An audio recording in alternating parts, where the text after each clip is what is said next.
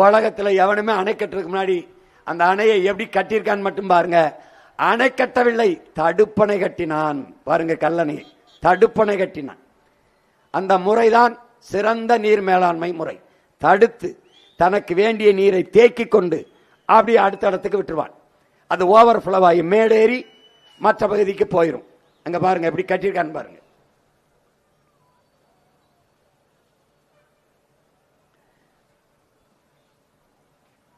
நம்முடைய முன்னவர்களுடைய நீர் மேலாண்மையை, இந்த நீரை கையாளுகிற அறிவு திறனை பாருங்க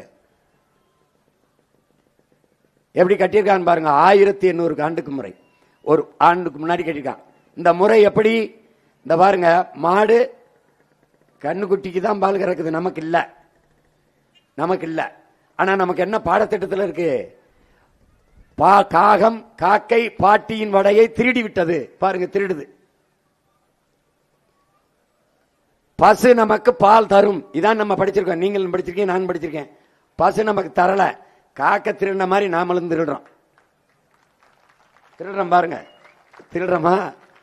இதுல சில பேர் என்ன தெரியுமில, காலையும் வாழையும் சேர்த்து கட்டிப்பிட்டு திருடுவான், உதச்சிரும்ட்டு. முன்னாடி புல்ல போட்டுருவான், அது புல்ல தின்னுக்கிட்டு கண்ணுக்குட்டியை கொஞ்சம் முட்டை விட்டு கொஞ்சம் குடிக்க விடுவான். கண்ணு தான் பால் குடிக்குதுன்னு நினைச்சு அது புல்ல தின்னுக்கிட்டு இருக்கும், வைக்கோல தின்னுக்கிட்டு இருக்கும். இவன் கறந்துருவான். இவன் யாரு செய்வான்? களவாம்பான், திருடுவான். இந்த பாருங்க, திருடுறான், புல்ல போடுறான் பாருங்க, போட்டு பாலை திருடுறான். தேவையான பாலை எடுத்துக்கிறான் தனக்கு. அது கண்ணுக்குட்டிக்கு தான் கறக்குது, ஆனா அவன் தேவையான பாலை எடுத்துக்கிறான், தனக்கு எடுத்துக்கிறான். எடுத்துக்கிட்டு என்ன செய்யறான்? மிச்சம் கொஞ்சோண்டு பாலை மடுவுல வச்சு கண்ணுக்குட்டியை போய் குடிக்க விட்டுறான். நம்முடைய முன்னோர்களின் மேலாண்மை எப்படி இருந்துச்சு? நீர் மேலாண்மை. அங்க பாருங்க, மலையிலிருந்து அருவி வருதா? அதுக்கப்புறம் அருவி ஆறை நம்ம உருவாக்கல, அது அருவி தான் உருவாக்குது, மலை தான் பிரசவிக்குது.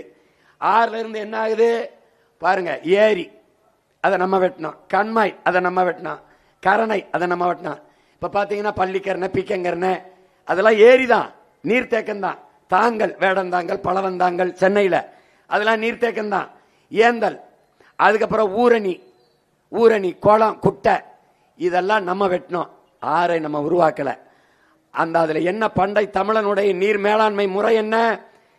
எப்படி பசுமாட்டுல பாலை கறந்துக்கிட்டு கொஞ்சோண்டு பாலை வேண்டியதை எடுத்துட்டு மிச்சத்தை கண்ணுக்குட்டியை குடிக்க விடுவோமோ, அப்படி மேல இருந்து மலை முகடில் இருந்து மாறில இருந்து வர அருவியை, அந்த ஆறை உனக்கு தேவையான அளவிற்கு ஏரி, குளம், கம்மாய், தாங்கல், ஏந்தல், கரணை, குட்டை என்று வெட்டி நீ தேக்கி விட்டு